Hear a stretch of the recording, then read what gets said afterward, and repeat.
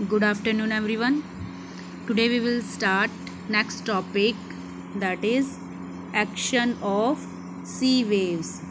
Okay, sea waves के through किस तरह से इरोजन और डेपोजिशन जैसी टू एक्टिविटीज़ होती हैं, ठीक है, जिनकी वजह से इरोजन में तो क्या होता है, कट होता है, और डेपोजिशन के अंदर डिपॉजिट हो जाता है एक प्लेस पर।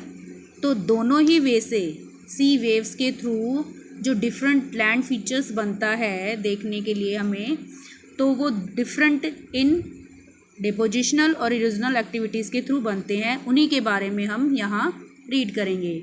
सी waves carry out both erosional and depositional activities.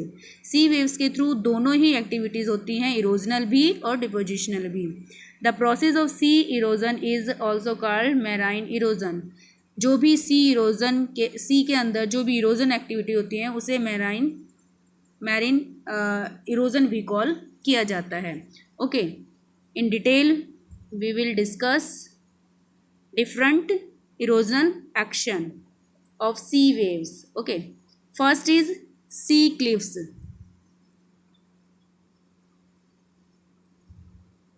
First is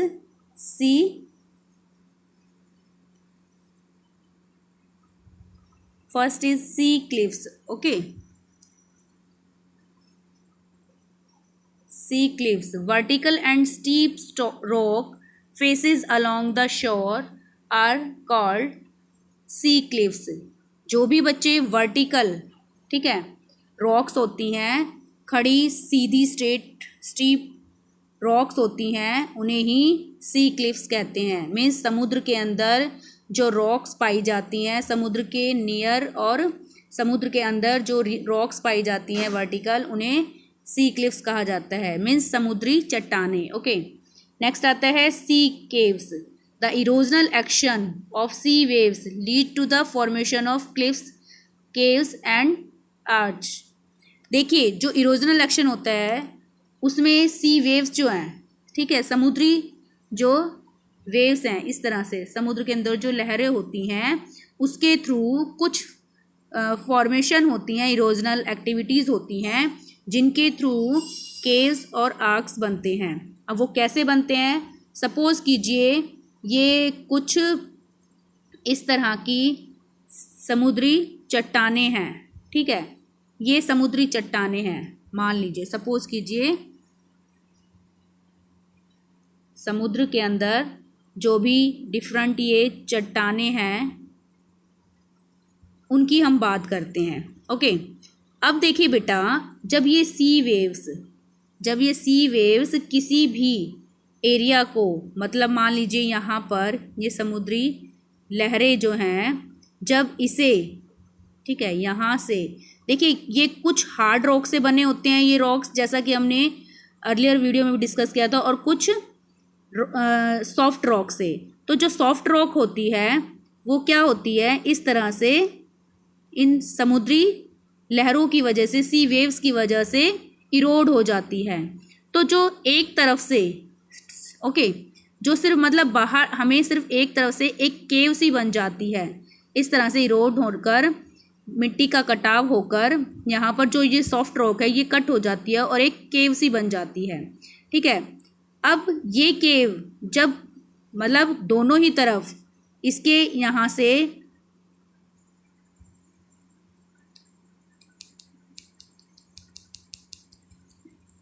means जब ये केव इस तरह से, एक तो पहले बनी आर्क बनने के बाद अब ऐसे ये केव जो है एंड तक, मतलब आर पार इसके अंदर से दिखने लग जाए, तो वो हो गई आर्क्स।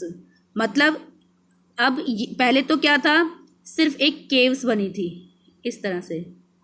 केव्स में क्या था, सिर्फ ये वाला जो इधर वाला सी के इधर वाला एरिया था ये कट हो रहा था, इरोड हो रहा था, और जिससे एक केव गुफा सी बन गई। अब जब वो केव का एंडिंग सिरा, मतलब आर पार दिखने लगा, इधर वाटर और उधर वाला वाटर दिखने लगा, तो ये बन गई arches. Okay, the sea waves continuously strike at the rocks. Sea wave जो हैं इन रॉक्स को कंटिन्यूसली स्ट्राइक करती रहती हैं, जिसकी वजह से इसमें क्रैक्स डेवलप हो जाते हैं in the rocks, and Over time, these cracks grow large and wide. This results in the forming of hollow caves known as sea caves, जिसकी वजह से sea caves की फॉर्मेशन होती है, जैसा कि मैंने अभी आपको बताया था, sea arc.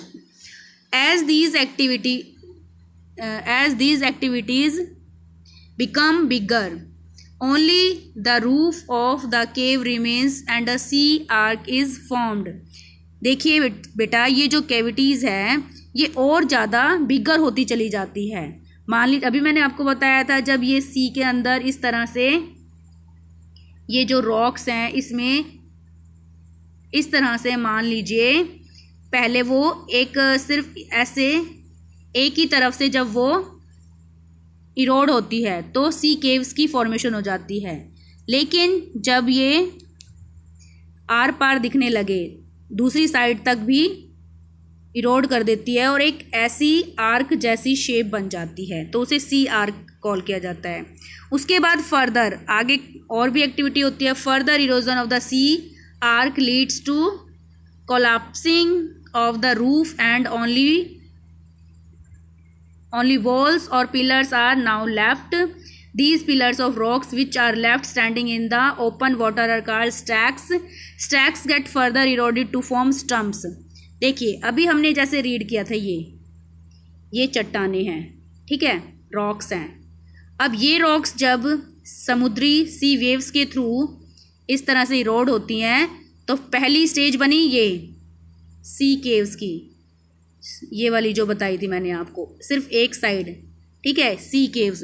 उसके बाद दूसरी बनी ये आर्क वाली, मतलब दोनों ही साइड आर पार दिखने लगा, इधर वाला समुद्र और इसके रॉक के अपोजिट साइड वाला, मतलब ये वाटर दिखने लगा, तो मतलब आर पार हो गई है, तो ये सी आर्क बन गई. अब उसके बाद देखिए बेटा, जब ये सी इस तरह से बन जाती हैं तो धीरे धीरे क्या होने लगता है, ये और ज़्यादा बढ़ने लग जाता है सी आर्क, ठीक है. आर्क बनी, उसके ये मान लो यहाँ तक आर्क बन गई. उसके बाद जो ये वाला पोर्शन है ना, ये वाला पूरा आर्क इस इरोजन की वजह से कट हो जाता है और कट होकर ये पोर्शन सारा अलग हो जाएगा और सिर्फ एक ये पोर्शन बच जाएगा, ये वाला. एक इस तरह के रॉक्स के पिलर बच जाएंगे, इन्हें ही स्टैक कॉल किया जाता है, इन पिलर को, ठीक है.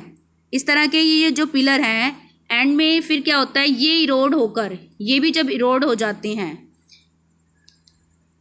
ये भी जब इरोड हो जाते हैं ये वाला, तो इनका साइज और इरोड होकर और स्मॉल बच जाता है, छोटे से इस तरह के छोटे से पिलर बच जाते हैं जिन्हें स्टंप कॉल किया जाता है. Okay. When the coast is made up of alternate bands of hard and soft rocks, the soft rock erodes faster, forming bay. देखिए जब ये इस तरह की इरोजन एक्टिविटी होती है किसी कोस्टल एरिया पर, ठीक है, when the coast is made up of alternate band और hard, जब हार्ड और सॉफ्ट रॉक में इस तरह की इरोजन एक्टिविटी होती है, सॉफ्ट रॉक ज़्यादा फास्टली इरोड होते हैं किसकी कंपैरिजन में, हार्ड रॉक की. और जब सॉफ्ट रॉक इरोड होते हैं तो उसी के इरोड होने पर बेस की फॉर्मेशन होती है, ठीक है. इसे एक डायग्राम के थ्रू भी आपके सामने एक्सप्लेन करने की एफर्ट्स करते हैं ताकि अच्छे से और समझ आ जाए.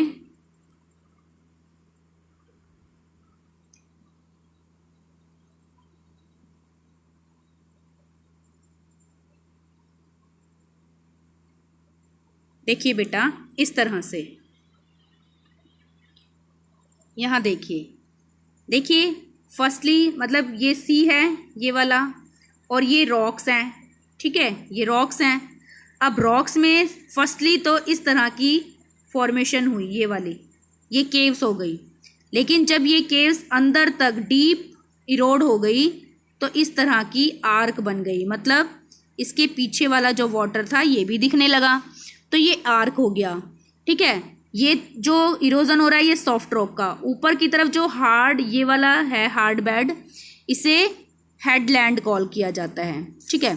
अब उसके बाद देखो बेटा, आगे हमने देखा कि ये इरोजन होने के बाद ये जो है आर्क ऊपर तक कट हो गया और एक सिर्फ ये स्टैक बच जाते हैं, यही प्रोसेस है यहाँ भी होगा, इस तरह से हुआ होगा कि यहाँ आर्क हुई होगी, फिर ये भी इरोड होकर क्या हुआ, ये अलग से एक स्टैक रह गए, और जब यही स्टैक और ज़्यादा इरोड होकर इतने स्मॉल उसमें कन्वर्ट हो गए तो वो स्टम्प कहलाए।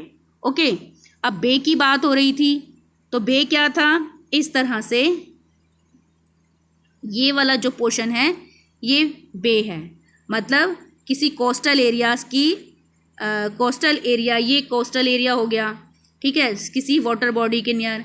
अब कोस्टल एरिया के, अब जो ये लैंड एरिया है, लैंड एरिया के यहाँ पर जो इस सी से जो भी सेडिमेंट हुए यहाँ डिपॉजिट हो गए, डिपॉजिट होकर बीच की फॉर्मेशन हुई, ठीक है।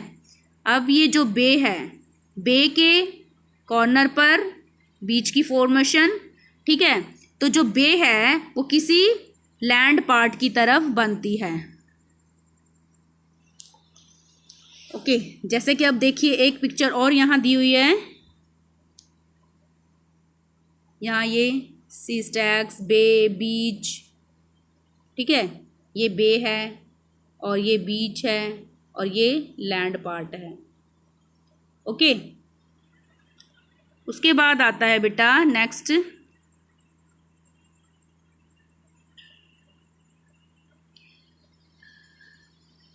सी आर्क।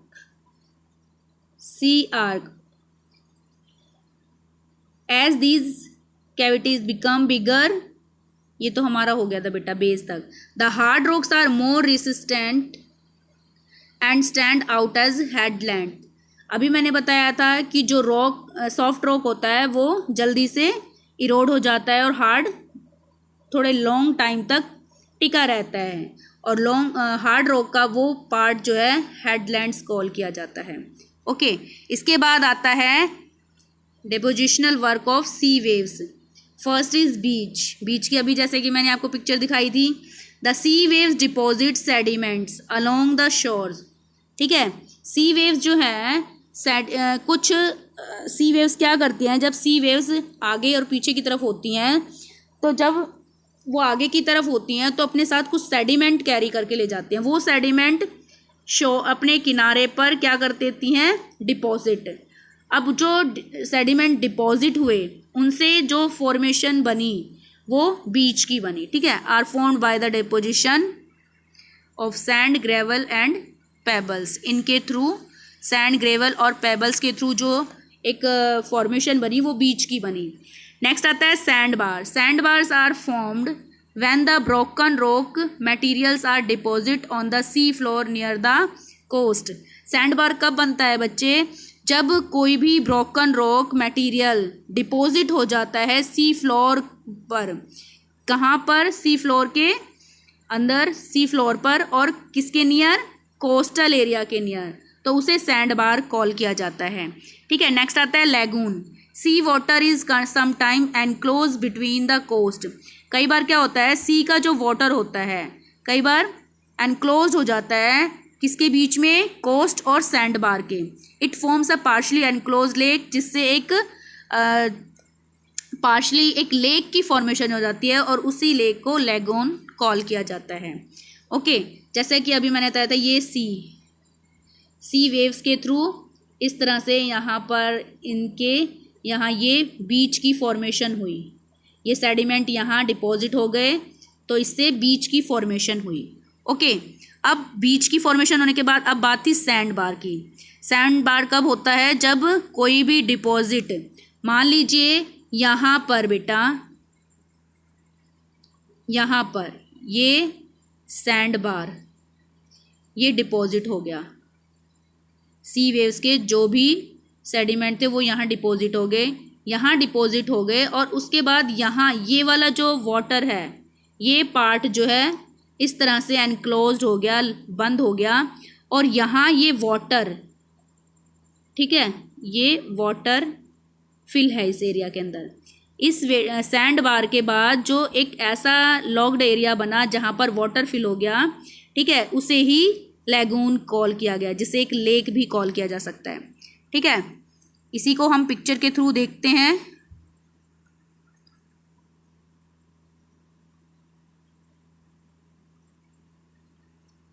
ये देखिए यहाँ,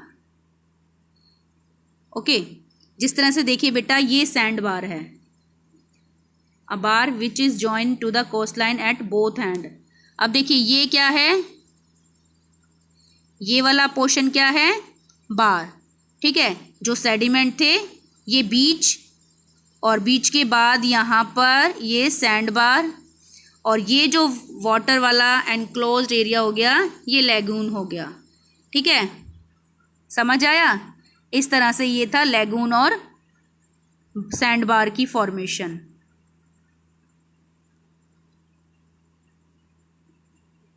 यहाँ भी देख सकते हैं, इस पिक्चर में देखिए, यहाँ ये बीच, ओके। अब बेटा यहाँ एक एक्स्ट्रा कुछ वर्ड दिया हुआ है, तो थोड़ा सा उसके बारे में बता देती हूँ आपको। जैसे यहाँ टोम्बोलो राइट किया हुआ है, ये मतलब बीच की फॉर्मेशन जब हो जाती है, सैंड बार सा एक बन जाता है, और एक इनलैंड एरिया जो है, ठीक है, जो एक आइलैंड बना हुआ है सी के अंदर, उस तक पहुँचने का जो एक वे रास्ता बना होता है ना, उसे ही टोम्बोलो कॉल किया जाता है। अब लैगून जैसा कि मैंने बताया, ये सैंड बार हो गया, ठीक है, बीच की फॉर्मेशन हुई यहाँ, और यहाँ ये सैंड बार हो गया, और सैंड बार के बाद ये जो पार्ट हुआ एनलॉग्ड पार्ट, ये लैगून हो गया। आया समझ में, लैगून और सैंड बार के बारे में, ठीक है। सैंड बार को स्पिट भी कॉल किया जा सकता है। तो ये था, और ये बीच की फॉर्मेशन। समझ आ गए होंगे आपको ये वाले टॉपिक्स, ओके। नेक्स्ट आता है एक्शन ऑफ विंड्स। ये हम नेक्स्ट वीडियो में रीड करेंगे, ओके बेटा।